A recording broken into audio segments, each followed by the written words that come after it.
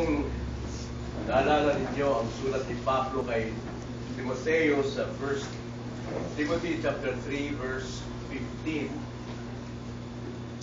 nang sabi ni Pablo kay Timoteo, kung ako'y maantala sa pagdating diyan sa iyo, ako'y sumulat sa inyo upang malaman ninyo kung ano ang magiging ugali ninyo sa loob ng bahay ng Diyos. Ang sambahay ng Diyos, ito ay ang iglesia ng Panginoon.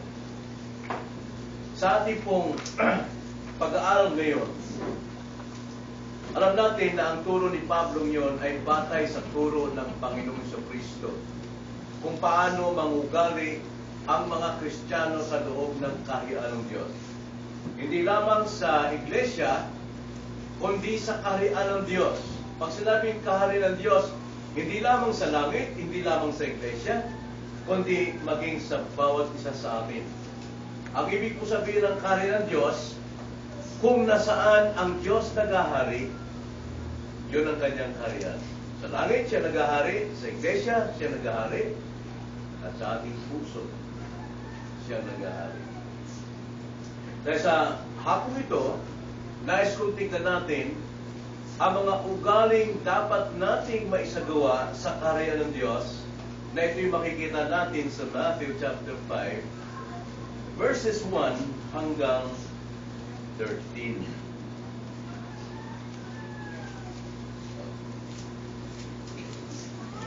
Actually, chapter verse 12 lamang pala. Kaya yung basahin ko po lahat ng ito. Sabi sa verse 1, nang makita ni Jesus ang napakaraming tao, umakyat siya sa bundok. At pagkaupo niya ay lumapit sa kanya ang mga alagad niya. At binukad niya ang kanyang bibig at tinuruan sila na sinasabi, mapalad ang mga dukha sa Espiritu, sapagkat kanila ang kaharian ng Diyos ng langit. Mapalad ang mga nahahapis, sapagkat sila ay aaliwin. Mapalad ang mga mapagpakumbaba, sapagkat mananahin nila ang lupa. Mapalad ang mga nagugutom at nauuhaw sa katwiran, sapagkat sila ay bubusugin. Mapapalad ang mga mahabagin, sapagkat sila ay kahahabagan. Mapapalad ang mga may malinis na puso, sapagkat makikita nila ang Diyos. Mapapalad ang mga mapagpayapa, sapagkat sila ay tatawaging mga anak ng Diyos. Mapapalad ang mga inuusig dahil sa katwiran, sapagkat kanila ang kaharian ng langit. Mapapalad kayo kapag kayo ay nilalait, inuusig, at pinagsasabihan ng sari-saring kasamaan na pawang kasinungalingan dahil sa akin. Magala kayo at magsaya, sapagkat malaki ang gantimpala ninyo sa langit, sapagkat kayo nila inusig ang mga propeta na nauna sa inyo. Ito ang salita ng Panginoon, nawa maghari at pagpalain ang puso ng bawat isa. Tayo manalangin. O po Panginoon, ang inyong mga tao ay di lamang po niligtas, kundi inyo pong tinuturuan paano mamuhay sa iyong kaharian. Salamat po sapagkat hindi po kulang ang banal na kasulatan upang malaman namin paano kami mangugali, paano kami mag-ikot sa inyo, at kung sino kayo sa buhay ng mga tao. Nawa tulungan niyo kami, O Diyos, na mangugali ayon sa iyong kalooban na kayo ang nalulugod, kayo ang nabibigyan ng luwalhati, at kami po naman ay matutong mag-iwanag sa gitna ng kadiliman sa pamamagitan ng aming pong pangugali. Aming dalangin sa pangalan ng Panginoon Jesus.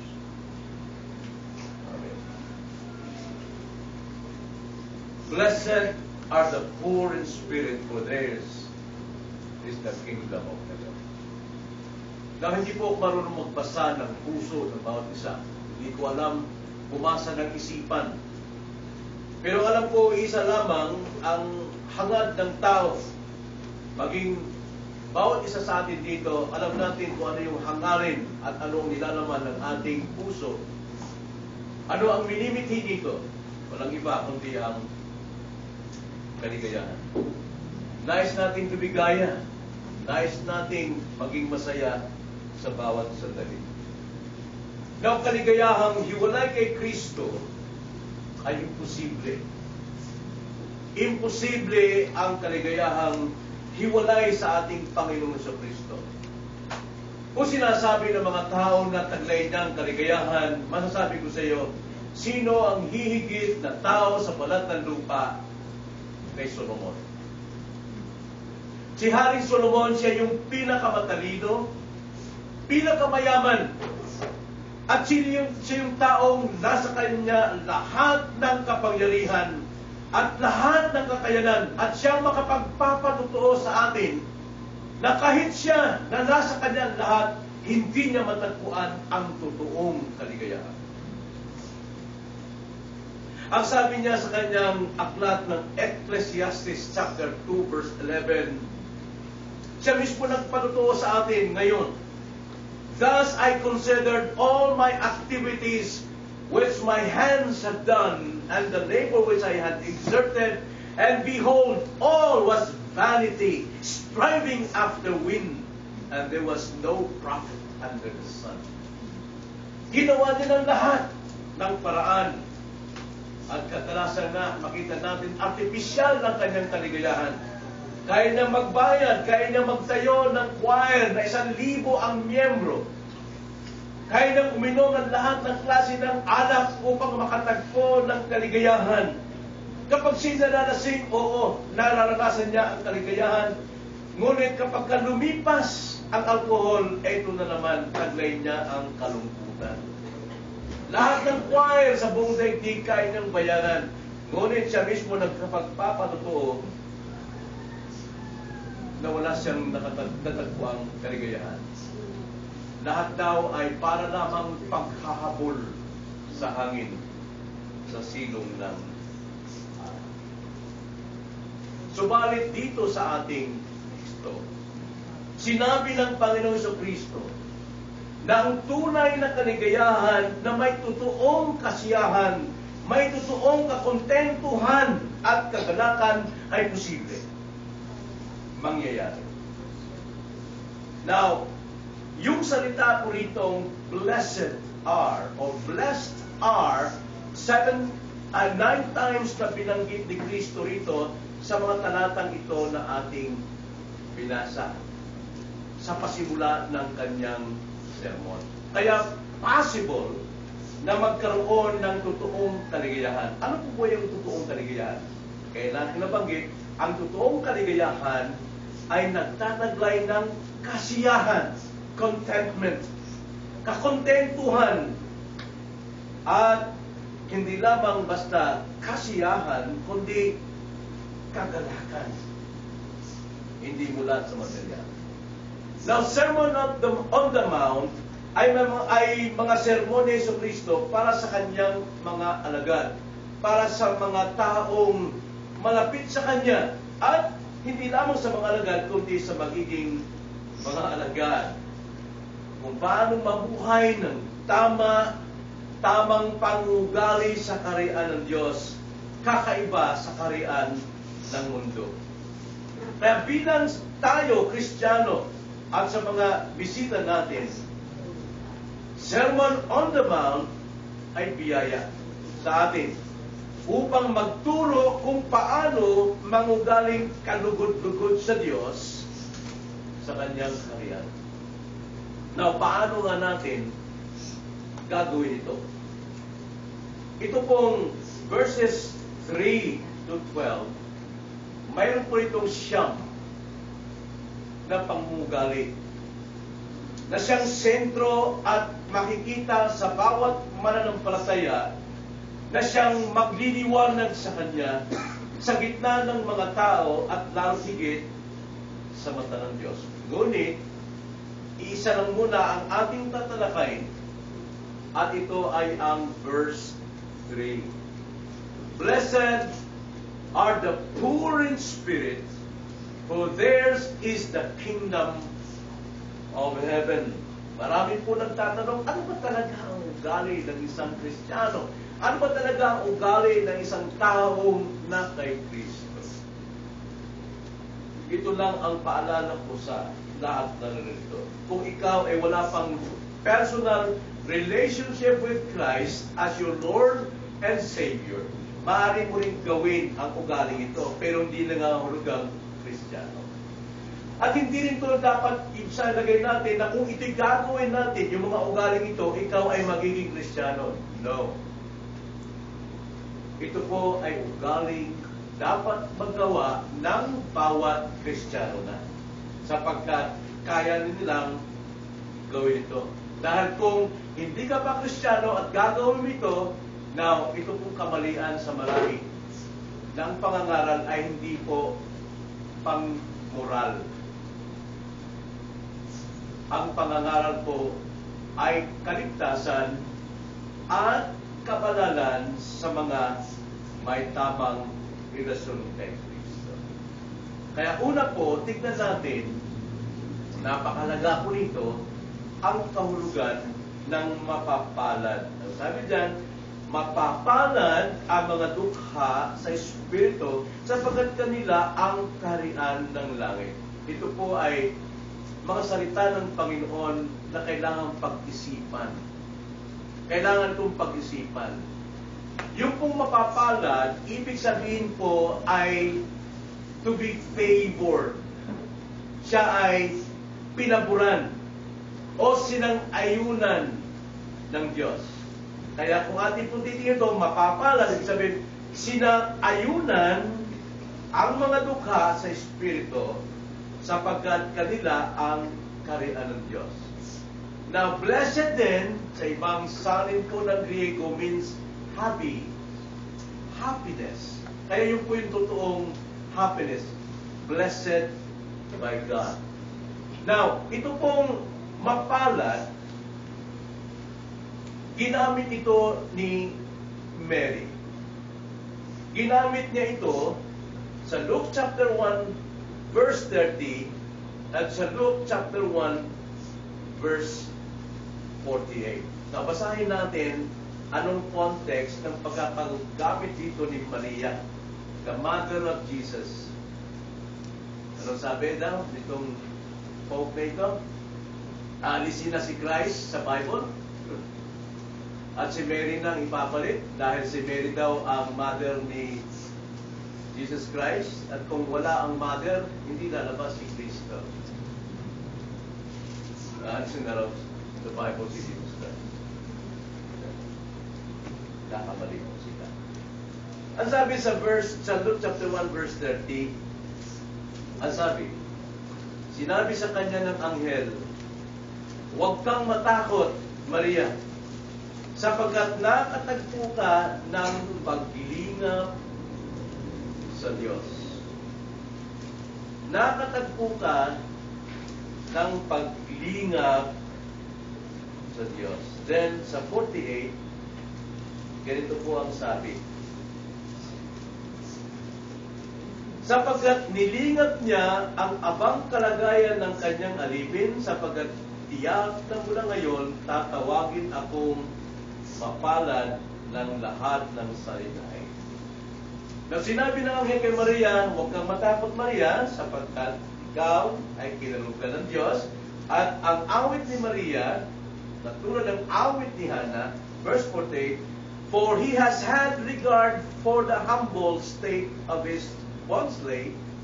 Ang tawag po dyan ay alipin. Hindi pinagmamalaki ni Maria na siya po'y nanay ng Diyos, but bondslave, alipin. For behold, from this time on, all generations will count me blessed. Doon pa lamang ginamit ni Mary naging blessed siya sapagkat ginamit siya ng Diyos na instrumentong maging ina ng Diyos na nagkatawang tao. Si Jesus Christ, nakita natin kanina, He was in the beginning. The Word was with God, and the Word was God. Ang sabi ng God sa beginning, let there be light, and God, sinalitaan niya, magkaroon ng liwanag at nagkaroon ng liwanag. Alam natin, si Kristo ang liwanag, siya ang buhay ng tao. He exists in eternity. Si Mary nag-exist sa lupa. Tinawag siyang blessed, maligaya, dahil pinaburan siya ng Diyos. Bawat Kristiyano ay pinaburan ng Diyos. Kaya ang bawat Kristiyano ay blessed. Sila ay mga pinagpala. So blessedness is a gift. Ito po ay isang grace. Ito ay isang solid work of God sa kanyang mga taong makasalanan tulad kay Mary. Tinawag niyang Panginoon ang kanyang ibinuntis. Mismong sa Luke chapter 1, verse 35, nagagalak si Mary sa kanyang Panginoon. Hindi sinabing sa kanyang anak, kundi sa kanyang Panginoon. So, to be blessed, ito'y hindi emotional. Hindi ito pakiramdam, kundi reality sa bawat believers. Tandaan natin, bawat Kristiyano, bawat believer, nasa iyo ang totoong kaligayahan. Ano pang hinahanap mong kaligayahan? Yung kaligayang hinahanap ng mga tao ngayon ay pansamantala lamang. Samantalang ang bawat Kristiyano, you are already blessed. Ipamuhay mo lamang ito. Ito ay biyayang hindi pinagtrabahuan. Ito'y biyayang hindi kinita. Psalms 144 verse 15. Ganito ang sabi ng salmista. Pinagpala ang bayan na nasa gayong kalagayan. Maligaya ang bayan na ang Diyos ay ang Panginoon. Now, pinagpala at maligaya, pareho lang. How blessed are the people who are so situated. How blessed are the people whose God is the Lord. Parehong blessed. Pero kung titignan natin ang meaning ito sa Tagalog, talagang tinukoy sa Hebreo, ay mapalad. Ikaw ay pinaburan, kaya ikaw ay maligaya. Pinagpala ang bayan na nasa gayong kalagayan, maligaya ang bayan na ang Diyos ay ang Panginoon. See? Pinaburan ka ng Diyos, kaya ikaw ay maligaya sa Panginoon. Taglay ng mga tao ng Diyos ang kaligayahan ito. Mga taong espesyal sa puso ng Diyos. Lahat ng tao ay mahal ng Diyos. Alam natin. At ang kanyang pagmamahal ay pinakita sa kanyang common grace. Pero kaiba yung kanyang hinirang sapagkat sila yung may espesyal na lugar sa kanyang puso. Now, alam natin mayroong dalawang biyaya ang Diyos, right? Ano yung unang biyaya ng Diyos? Common grace. Ikalawa, special grace. Pag sinabing common grace, wala itong tinatangi. God is good to everybody. Matthew chapter 5, verse 45. Kahit na ikaw ay swail, kahit na ikay lumalaban sa mga magulang, kahit na ikaw ay nagmumura sa Diyos, kahit na ikay sumasamba sa mga Diyos-Diyosan, nararanasan mo ang goodness na ito ng Panginoon, which we call, the Bible says, common grace. Tingnan nyo ang sabi sa Matthew chapter 5 verse 45, upang kayo'y maging mga anak ng inyong Ama na nasa langit. Ang sabi rito sa mga Kristiyano, na mahalin ninyong inyong mga kaaway. Hindi sabi kaibigan lang, kundi kaaway. Upang kayo'y maging mga anak ng Ama na nasa langit. Na ano ba ang Ama? Sapagkat, nasabi itong sagot, pinasisikat niya ang kanyang araw sa masasama at sa mabubuti, at nagpapaulan sa mga matuwid at sa mga di matuwid. That is God's common grace.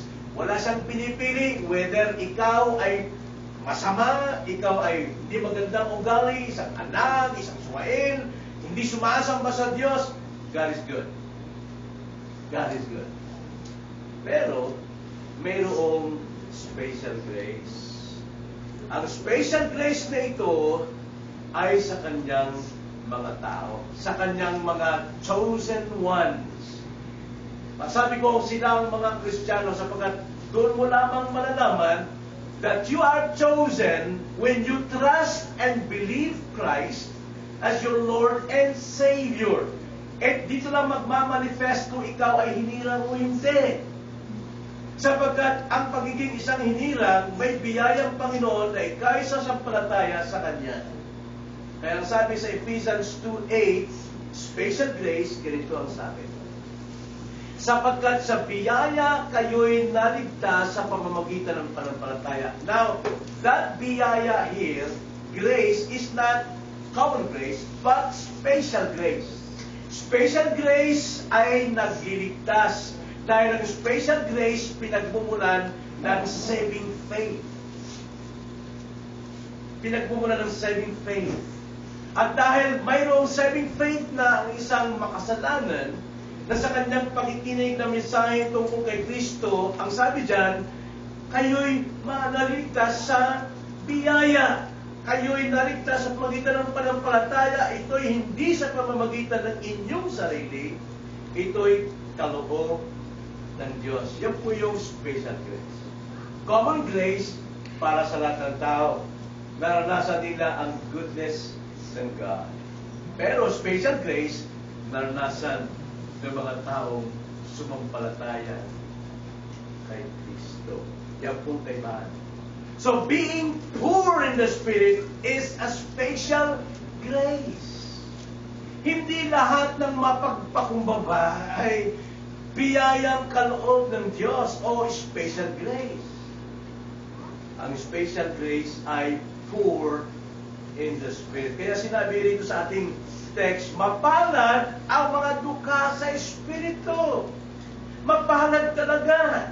Blessed are those who are poor in the Spirit. Pinampuran ng Diyos, binigyan siya ng ganitong uri ng biyaya. Ang sabi pa, sapagkat kanila ang kaharian ng Diyos. Sino po ang may taglay ng grace ng poor in the Spirit? Natural yung believers. At who are these believers? Anong kanilang tatanggapin? Kanila ang kaharian ng langit. Kanila ang kaharian ng langit. So yun po ibig sabihin o kahulugan ng blessed or mapalad. Na ikalawa, sino ang mga mapalad? Bagamat nabanggit ko na, pero redundant na, pero kailangan pa natin itong ipaliwanag. Sino na yung mga mapapalad sa ating text? Ang sabi dyan, mapapalad ang lahat ng tao. Yung ba sabi? Kaya kailangan lang may Bible tayo. Kasi pwedeng gawin yun ng mga ngaral. No? Ang sabi dyan, mapapalad ang mga dukha sa Espiritu. Now, ano po ba yung Espiritu? Kanina po sa ating Sunday School, alam natin yung Espiritu. And God formed man from the dust. No? Okay na yung tao. Hindi pa buhay. Anong ginawa? And God breathed the Spirit of life into his nostrils. The Spirit there is ruach, it is Spirit. So, ibig sabihin po ng dukha sa Espiritu Ito'y tumutukoy sa ating damdamin. Ito'y tumutukoy sa ating hangarin. Sa ating espiritu, ito yung trono ng ating sarili. Dito tayo nag-iisip, meaning to say, ng ating persona. Pero sa Bible, ang sabi, ito yung hilinga ng Diyos. Ang espiritu ng Diyos. So, bagamat tayo po ay mayroong laman, ang ating pinakasentrong pagkatao is our spirit. Ating espiritu. Ang espiritu, mananatili magpakailanman. Walang kamatayan yan. Mabubuhay yan, dalawang lugar kung saan. Sa inyong una, kung hindi ka mananampalataya, sa lake of fire. Hindi mamamatay. Kung ikay mananampalataya, saan? Yes. Sa eternal birth or blissful place sa langit.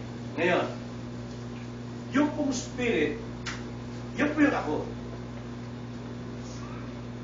Yung sa loob-loob, yung ako. Ibig sabing, akin itong kamay. Sino may-ari? Ako. Sino yung ako? Yun na sa loob. Kaya sinasabi ko, akin tong rilo, akin tong tenga, akin tong ilong. Dahil, ang buong katawan ko'y pag-aari ng aking panloob ng pagkatao. Kaya nga, huwag kayong maniwala doon sa lumalaganap sa ating panahon ngayon na mayroong pong teachings na all matters are wicked and only the soul is good. Hindi po maaari yun. Kaya marami po nagtuturo nito na pwede kang uminom, pwede kang mag-adultery, pwede kang mag-fornication, dahil wala namang kaugnayan ng katawan sa ating espiritu. Hindi po maaari yun. Nilikha tayo ng Diyos na isang tao lamang. Soul, o madalas salita, the visible and the invisible. Soul and spirit. Hindi po di tatlo. Dalawa lang po.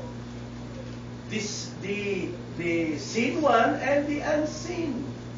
Yung soul and spirit, interchangeable po yan. Because they are both cannot be seen. Kaya tayo po ay nilikha invisible and visible.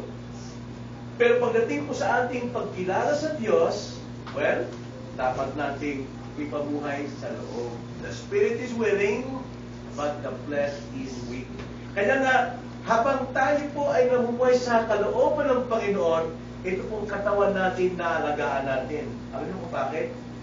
Pag tayo po ay namatay at inilibing, babalik ang Panginoon, bubuuhin uli ang ating katawan together with our spirit, joined together, and that body becomes glorified body. Kaya nga ang pagliligtas sa Panginoon sa atin, hindi lamang yung ating inner person, even our physical body, kasama yan sa redemption ng Panginoon. Kaya nga huwag nating dalhin ang ating katawan sa kasiraan nito para mapahiya ang ating katawan. Katawan natin ay napakalaga po. Kaya huwag kayong maniwala. Marami po may turo yan. Pwede kang uminom. Kasi wala namang kaugnay sa Espiritu yan. Yan po yung turo sa Book of Colossians. Yan po yung doktrina dyan na pinaglalaban ni Pablo. Yan yung doktrina dyan. Ngayon, ito pong ating pinakapanloob na pagkatao, ito yung laging tinitignan ng Diyos. Kasi kung ang ating panloob na pagkatao, kung tawagin yan sa ibang salita, the heart. God looks at the heart. And that heart is our soul, our spirit, our inner being, our person. At ayon ng Panginoon na tayo ay nag-judge sa outer, but God judges in our spirit. At nakikita ito ng Panginoon. Like for example, sa Mark chapter 2 verse 8, ang sabi ng Panginoon, Mark 2:8, pagkabatid ni Jesus sa kanyang espiritu, na nagtatanong sila ng gayon sa kanilang mga sarili, agad niyang sinabi sa kanila, bakit nagtatanong kayo ng ganito sa inyong mga kaluluwa, puso, o espiritu. So nakikita ng Panginoon ang ating inner person. That is our spirit. Kaya nga pagka ang ating spirito ay mahina, yung katawan natin kung saan sa nagpupunta yan, gumagawa yan ng lahat ng kaguluhan, karumihan, because our spirit is disobedient. Disobedient sa God.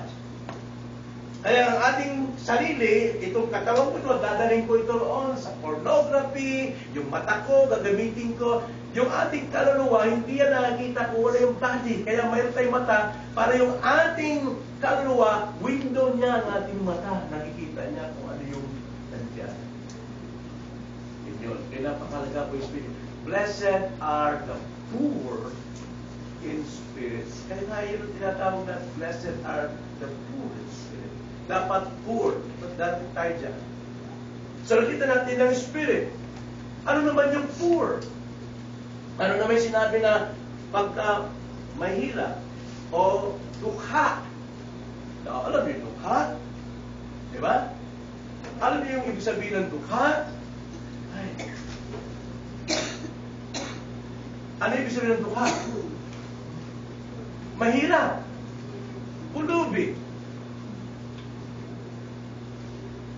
Alam nyo, kung kayo, mayroong makakaibigan na isang pulubi. At siya'y tinatanggap niya na siya isang pulubi lamang at ikaw ay kilalang magandang suot.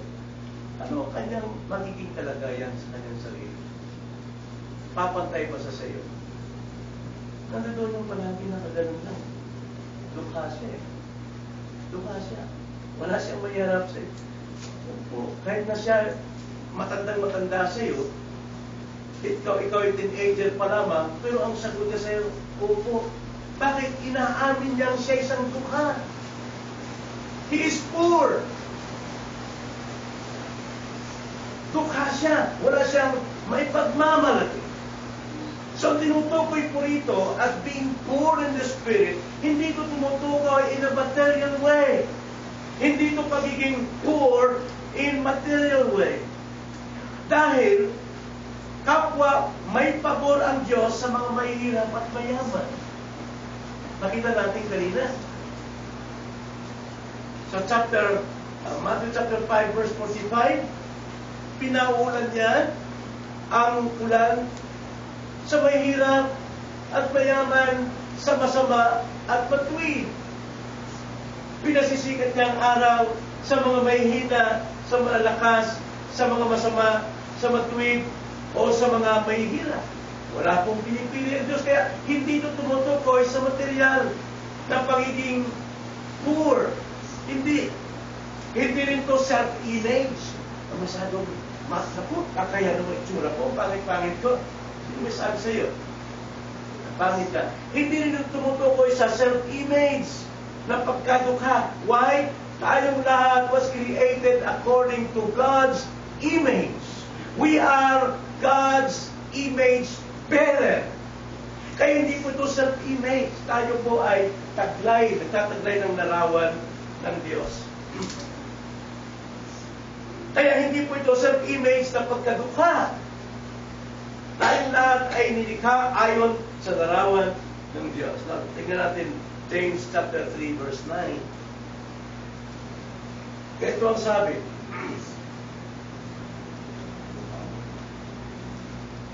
Sa pamamagitan nito ay pinupuri natin ang Panginoon at Ama. At sa pamamagitan nito ay nilalait natin ang mga taong ginawa ayon sa larawan ng Diyos. Ano pong sinasabi niya? Tayo daw ay nagpapala sa Panginoon ang ating Ama. At tayo din ay sumusumpa sa lalaki o sa sino man tao na who have been made in the likeness of God. Kaysa siya ay mayaman, kaysa siya ay pangit, kaysa siya ay maganda, gwapo o mahirap, kapwa sila nilikha according to the image of God. So hindi ito self-image na pagiging dukha, hindi rin ito sa ating material na pagkadukha. So ano ito? Hindi rin ito intellectual, poor. Hindi pang intellectual, dahil naaabot ang magkaroon ng wisdom and understanding. Kahit sinong tao, kaya nang maabot ang wisdom and understanding. Gaya ng Proverbs 4:5. Ganito sabi ng Proverbs chapter 4, verse 5. Ang sabi rito ni Solomon, acquire wisdom, acquire understanding. Do not forget, nor turn away from the words of my mouth. Kahit ikaw, wala kang ganong kaunawaan, pero pag binasa mo ang Proverbs, binasa mo yan, at iyong inunawa, makakapag-acquire ka ng understanding, makaka-acquire ka ng wisdom. Dahil ang book of Proverbs is a book of wisdom and understanding. Na-acquire din ito eh. So hindi pala ito, hindi dyan tumutukoy yung pagiging poor. So saan po ito? Sa mga tweet, ito po'y malinaw. Na ang tinutukoy dito is not self-image, is not about intellectual, at hindi rin immaterial, but spiritual bankruptcy. Ito'y tumutukoy sa spiritual bankruptcy. Pag sinabi pong spiritual bankruptcy, tulad ng aking nalimbawa kanina, ang isang mahirap na tao, at yan ay sumama sa mga tulad natin, nakala nila mayaman tayo, kailan? Ina-admit nila, hindi ako pwede sumama sa iyo. Mahirap na ako. Wala siyang mukhang mayaman. Sinasabi niya, bankrupt siya. Now, as a Christian, kung tayo'y tumabi sa Diyos, sa Kanyang biyaya, tatanggapin din natin that we are nothing. Spiritually bankrupt tayo sa Panginoon. When it comes to salvation, hindi tayo may dahilan kahit tayo maliligtas. Kundi ang kaligtasan natin is God's grace. Spiritually bankrupt tayo when it comes to salvation. Sa atin din ang self-image, bagamat nilikha tayo ayon sa wakas ng Diyos, pero sa katunayan, anong mukha iharap natin sa Diyos? We are sinners. So, ang pagiging poor in the spirit, ito yung taong tumatanggap na hindi siya worthy sa harapan ng Diyos. So, ang nangyari, dependent siya sa awa, kapag, grace of God.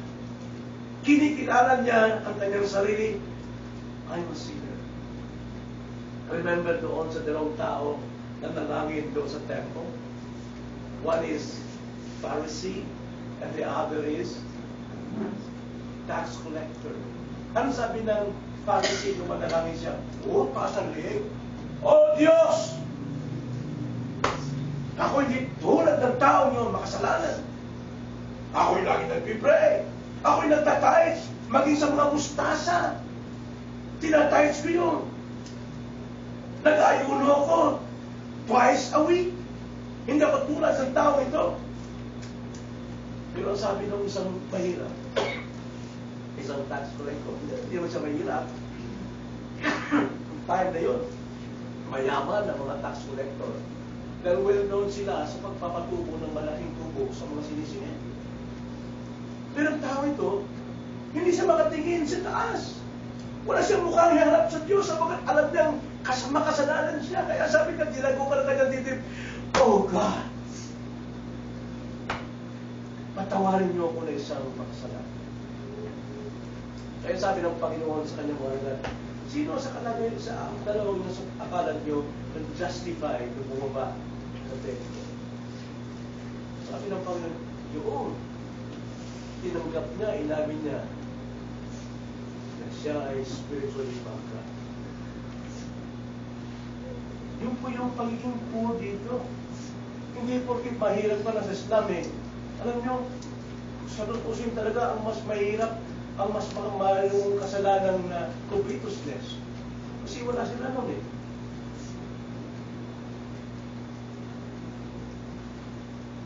So ipinamulat dito ng ating Panginoon, kahit mayaman ka, kahit may pangalan ka, kahit ikay presidente, at ikay tabi ng isang squatter lamang, kung ang puso mo, you accept in the presence of the Lord that you are spiritual bankrupt, pareho na. Narulugod ang Diyos niya. Kaya dito walang pinipili anumang katayuan ng tao. At ito ang nais ng Panginoon sa atin na ipangugali natin in His kingdom. Sa church? Yes. At sa ating personal life, we are also God's kingdom because He is reigning inside us. Sa trabaho natin, pwede tayong mamuhay as poor in the Spirit. Hindi tayo nagpapayabang. We are dependent lamang sa Diyos. Kahit si Paul, si Pablo, sino yung pinakamataas na apostol sa lahat? Alam natin, talo pa si Cephas, si Peter. Pero alam nyo, si Pablo, ang sabi niya, hindi ko inaaring ako'y sapat na. Ang ginagawa ko'y kinakalimutan ko ang aking nakaraan. And I consider, lahat ng bagay na may pakilabang siya is rubbish and down. Yung lahat ng pakilabang niya, pagiging religious niya, pagiging good. Sabi niya, tuloy na lang ng hayop yan, down. Tingnan niyo, sabi niya sa Romans 7 verse 18. Ito ang laging sinasabi ni Paul, kahit na siya isang dakilang apostol, isa siyang great man of God, nakarating na siya sa third heaven. Pero sabi niya, for I know that nothing good dwells in me, that is in my flesh. For the willing is present in me, but the doing of the good is not. Now, confession dito ni Pablo, ang sabi niya, sapagat nalalaman ko, and I admit that, na walang mabuti na nananatili sa akin. Na kung ganyan po ang ating pakitungo sa ating sarili, there is no room for us to be proud. Wala po. Alam natin, itong reality, yung inakalan natin, a man of God na tumatayo sa pulpit, na sabi natin, that man is the biggest man I know. Tanda natin, mostly, not all, most sa mga preachers and pastors, sila yung punong-puno ng pride. Look at my car, look at my house, look at my accomplishments. Yun ang kanilang testimony palagi pag nag-preach. Kung saan-saan sila pupunta. Hindi lang gospel. The gospel is this. Kaya minsan umahangat tayo sa tao, hindi tayo bangat kay Kristo. Blessed are those who are spiritual bankrupt in the presence of God, for theirs is the kingdom.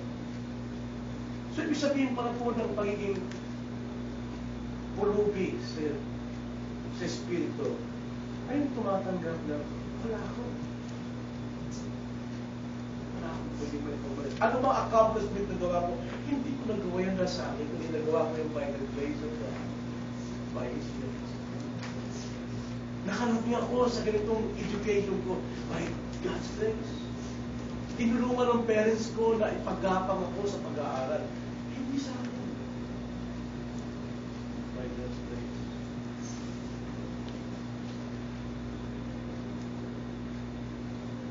So sa atin, bilang Christian, magkakaroon lamang tayo ng pag-asa dahil sa pagkasubirano na kapag ng Diyos. Because of God's sovereign mercy. wala tayong may pagmamalaking katuwiran sa sarili. Lahat ng ating nagagawa ay pawampasahan naman. Ayan sinabi ng isang man of God, Philippians chapter 3, verse 4 to 11. Now, tignan nyo, minsan pa, si Pablo na sinasanto ngayon, na niluluhuran, tinitilikan ng kandila. Na who is Paul before? He is a criminal. Criminal siya. Mayabang siya. But nung may encounter niyang God, nagbagong lahat. Ayaw niya magpasamba. Ayaw niya magpatirik ng kandila. Yan ang totoo. Kaya ang confession niya rito sa Philippians chapter 3 verses 4. Basahin ko lang po diretso sa Tagalog. Ang sabi ni Pablo, bagamat ako'y may dahilang magtiwala rin sa laman. Kung ang iba ay may dahilang magtiwala sa laman, ay lalo na ako. Tinuli ng ikawalong araw na very important yung circumcision. Dahil ang mga circumcised, sila ang tinawag na covenant people sa Old Testament. Ang Diyos ay nasa kanila. Kaya marami na po proselyte para na matawag silang mga tao ng Diyos. Pero ngayon hindi na kailangan yun. Sapagkat ang circumcision is not of the flesh, but of the heart. Kung sino mang tinuli sa puso, siya isang tao ng Diyos. Pero si Paul, pinagmamalaki yan dahil ang mga Hudyo, yan ang pinagmamalaki. Oh, Hebreo ako! Oh, ako'y nasa circumcised na ganito. Sabi niya, tinulungan na ikawalong araw. Mula sa lahi ng Israel, mula sa lipi ng Benjamin, isang Hebreo na isinilang ng Hebreo, tungkol sa kautusan, ay, para sa iyo. Tungkol sa sigasig, taga-usig ng iglesia. Ayon sa katuwiran, nasa kautusan ay walang kapintasan. Gayunman, ang mga bagay na sa akin ay naging pakinabang, ay inarik kong kalugihan. Alang-alang kay Kristo. Higit pa roon, ang lahat ng mga bagay ay inarik kong kalugihan dahil sa higit na kahalagahan na makilala si Kristo Jesus na Panginoon ko. Alang-alang sa Kanya, tinis ko ang kalugihan ng lahat ng mga bagay at inarik kong basura lamang upang makamit ko si Kristo. At ako'y matagpuan sa Kanya na walang sarili kong katuwiran. Wala akong may pagmamalaki, kundi ang katuwiran sa pamamagitan ng pananampalataya kay Kristo. Ang katuwiran buhat sa Diyos na batay sa pananampalataya upang makilala ko siya at ang kapangyarihan ng Kanyang muling pagkabuhay at ang pagkikisama sa Kanyang mga kahirapan na ako'y matulad sa Kanya sa Kanyang kamatayan upang aking makamit sa anumang paraan ang muling pagkabuhay mula sa mga patay. Ayun po yung isang bagay kung bakit si Paul ganun na lamang ang kanyang pakikitungo sa kanyang sarili na siya ay spiritual bankrupt, gusto niyang ma-resurrect siya kasama ng Panginoon sa kanyang karya.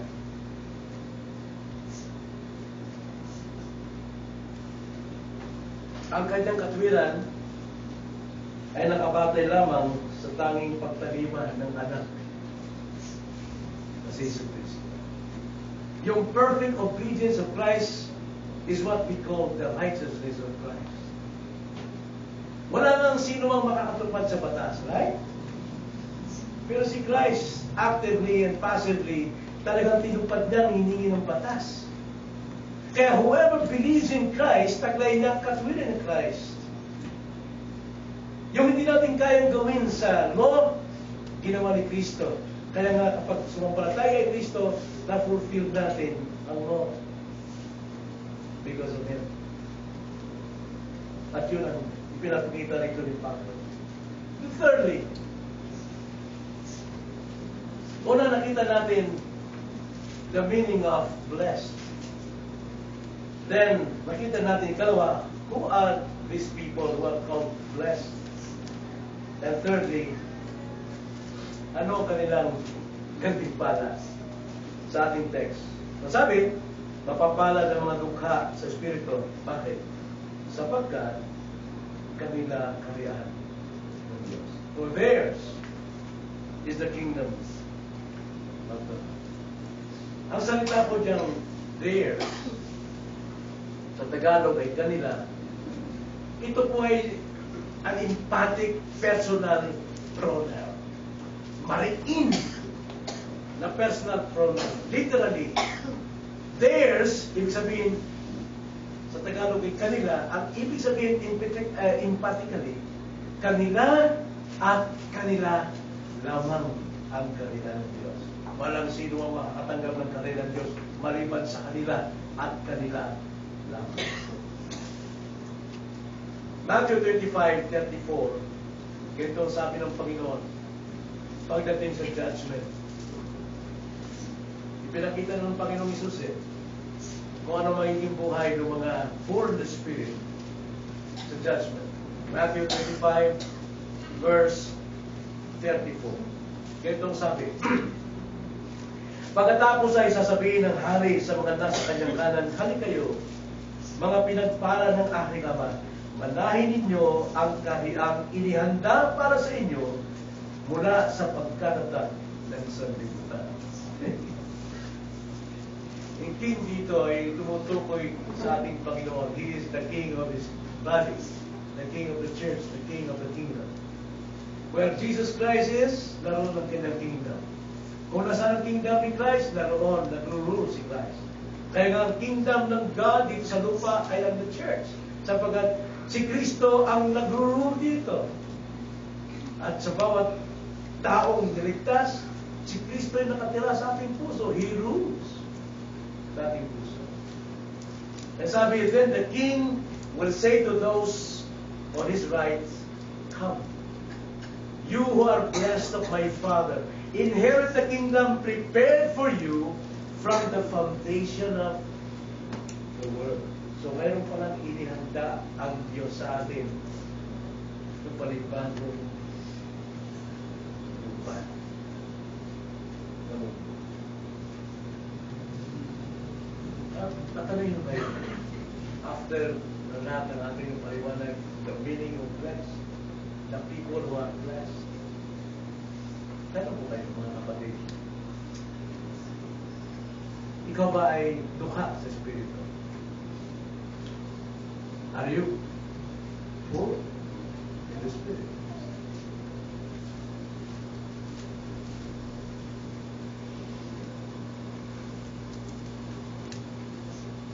Marahil, ako, makakaamin ako, maaaring poor in the Spirit ako sa mata ng Diyos. Pero sa akin, harap ko sa inyo, hindi mo masabi. Mayabang. Mayabang. But by God's grace, naging puro ko sa Kanya. Spirit. Hindi ba kayo? Pero kailangan strive natin ito. Yung attitude na ito. Kaya tinawag na the Beatitude. Yung teachings na ito ng Panginoon sa Sermon on the Mount, tawag ito Beatitude. Attitude. Ito dapat pag-uugali natin. Sabi ba? Pagiging poor in the Spirit, ito'y tanda ng special grace ng Diyos sa tagapagmana ng kanyang kaharian. Kung hindi ka pa poor in the Spirit, na masabi ko sa iyo, yakapin mo si Kristo. Sampalatayaan mo siya as your Lord and Savior. Matanggap mo ang kanyang righteousness, ang kanyang perfect obedience. Doon naman tayo makakaroon ng righteousness. Hindi sa ating sarili. Kung tayo magsisikap para tayo paboran ng Diyos, sigurado 1,000% failure tayo. Pero kung we believe doon sa righteousness ni Christ, 1,000,000% you are full in the Spirit. So kaya ganito magsisimula yung pagiging poor. Sa mga Christian, nung siya ay biyayaan ng regeneration, being born again. Born again, gawa ng Diyos ito sa mga tao. Hindi ito ginagawa ng tao. Marami Maraming turo ngayon, kailangan mag-born again muna ako para kumaligtas. No, hindi yan ang turo ng Biblia. Born again, gawa ng Diyos ito upang ikaw'y maligtas. Nauna-una ang pagiging born again. Even yung sinasabi sa John 3, unless a man be born again, he cannot see the kingdom of God. Unless a man be born again, he cannot enter to the kingdom of God. Ito'y gawa ng Diyos. Ito'y gawa ng Espiritu Santo habang nakikinig ka ng panangaral ng salita ng Diyos. Kailan dumarating ang faith? When we listen. The word preach. Baka mayroon kang panampalataya, meaning to say, may ginawa ng banal na Espiritu sa iyo. That's why, nagising ka na, namulat ka, nabuhay ka na. Kaya ikaw ay makakasampalataya. Yun ang grace. Kaya nga, we are saved by grace through faith. Faith is a result ng ating being born again. Kung hindi ka ma-born again, wala ka na ng faith. Kailangan mo na ang Diyos ang bumama sa iyo. Nang sa ganon, bigyan ng faith and repentance. Nang sa ganon, matatanggap mo si Kristo as your Lord. Kailan magsisimula ang pagiging born in the Spirit? When you are saved. Taas ang biyaya. So, sa ating pong pagtatapos, mga kapatid, ano po ang kahulugan nito sa ating buhay? Karukaan ng tao sa Espiritu ay nakikita at sulitong gawa ng Diyos. This is grace. Favor of God. Sa bawat taong nagsisisi ng kanyang kasalanan at sumampalataya kay Kristo. Kailan magsisisi ang tao at sumampalataya? Kapag siya ay binuhay na ng Diyos. Because we are dead. So walang dapat ipangamba ang Christians sa biyaya nito dahil hindi mo ito gawa. Ito'y gawa ng Diyos. Hindi mo ito pinagsisikapan, pinagtatrabawan. Wala kang dapat ipagala sapagkat kung ikaw ang gumagawa ng pagiging poor spirit, mamaya-maya lang, pagsaka na. Salamat na lamang sapagkat gawa ito ng Diyos. This is God's favor sa bawat isa sa atin. Ito'y kaloob. Ito ay biyaya. Ito ang totoong nakikita sa isang Kristiyano, ang pagiging aba sa Espiritu. Laging uhaw sa salita ng Diyos. Laging gustong makipagtagpo sa Panginoon. Yan ang isang ugali ng isang bagong buhay ng tao. Laging nauuhaw. Kaligayahan niyang siya laging nasa Diyos. Kaligayahan niyang laging nakaupo sa paanan ni Kristo upang makarinig ng parangal. Like Mary, si Maria, wala siyang ginawa kundi maupo sa paanan ni Kristo. At sabi ng Panginoon, kailanman ang ginawa ni Maria, hindi na mawawala sa kanya, ni sino man walang makakaagaw sa kanya. Ikalawa, ugaling ito ay laging nakikita na siya ay pulubi sa harap ng Diyos. At ang hangad niya lamang ay laging biyaya ng Panginoon. Tinuturo na sa ating Panginoon paano tayo magsalita ng gano'n. Uy, laki pala ang trabaho mo. Kaya mo yan, engineer ka eh. Ano sabihin ng isang engineer na laging nagtitiwala sa Diyos? Lord willing, sa kanyang biyaya ang trabaho. Yan ang isang palatandaan ng poor in the Spirit. Pag sabi, oo, ano ba nangyayari sa pinag-aralan ko eh? Top-notch yan ako eh. Kaya ko yan. Hindi yan ang poor in the Spirit. Kaligayahan niya palagi, ang poor spirit, nakadepende siyang lagi sa Diyos sa lahat ng kanyang ginagawa. Alam niya ang kanyang chief end. What is the chief end of man? To glorify God and enjoy Him forever. Yun ang kanyang buhay. Ang tanging niya magagawa ay magtiwala sa Diyos. At pangatlo, ang aba sa Espiritu, wala man siyang yamang material. Maaaring may pagmalaki. Ang may pagmamalaki na lamang ay ang karya ng Diyos.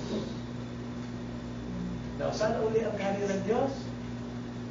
Ang ilagi niyo paunahin, makakarating ako sa kaharian ng Diyos sa langit. Wala pa tayo na nasa langit. Darating ako sa kaharian ng Diyos sa iglesia. Don't you know that you are the temple of the Spirit and the Spirit lives in you?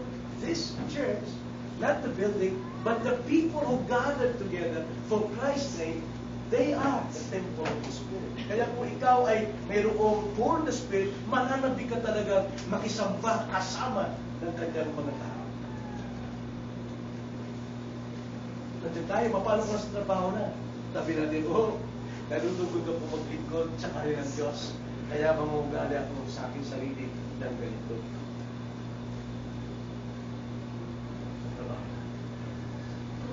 Lastly, tanong ko sa inyo, are you poor in the Spirit? May God bless you. Panginoon, salamat po, Ama, na sa unang pagkakataon ng pag-aaral namin ng Sermon of the Mount, pinakita nyo ang mga ugaling ito. Unang-una, ang maging aba sa Espiritu. Salamat po na maaari ko pong simulan ang buhay ko ngayon bilang poor in the Spirit. Nawa, Lord, kasabihan ko pa ang ilang mga ugali na aming pong pag-aaralan sa mga susunod na pagtitipon ng Lord's Day. In Jesus' name we pray.